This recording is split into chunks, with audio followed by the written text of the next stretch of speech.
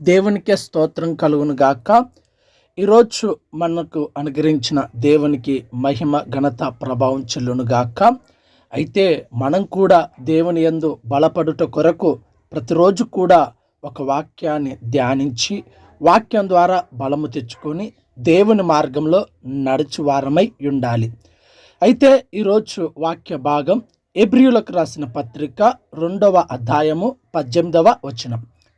తాను శోధింపబడి శ్రమ పొందెను గనుక శోధింపబడు వారికిని సహాయము చేయగలవాడై ఉన్నాడు. ఆమేన్.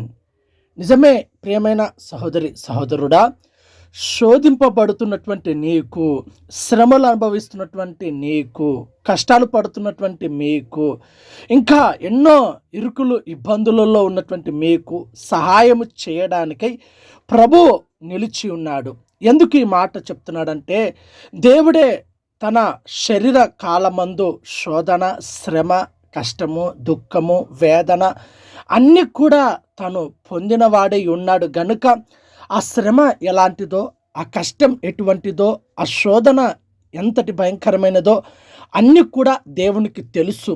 అందుకనే దేవుడు ఈరోజు మనకేం చెప్తున్నాడంటే, శోధించబడుతున్నటువంటి నీకు దేవుడు సహాయం చేయబోతున్నాడు.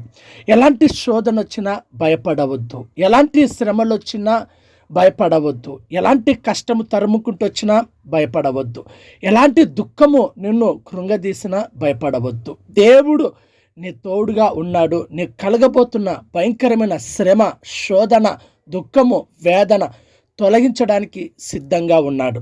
నీవు మాత్రం దేవుని యందు విశ్వాసం ఉంచి, దేవుని యందు మరింత నమ్మకం కలిగి, ధైర్యము తెచ్చుకొని, ఓర్పుతో, సహనముతో దేవుని దగ్గర కనిపెట్టుకొని ఉండు. తప్పక దేవుడు నీకు సహాయము చేయునుగాక.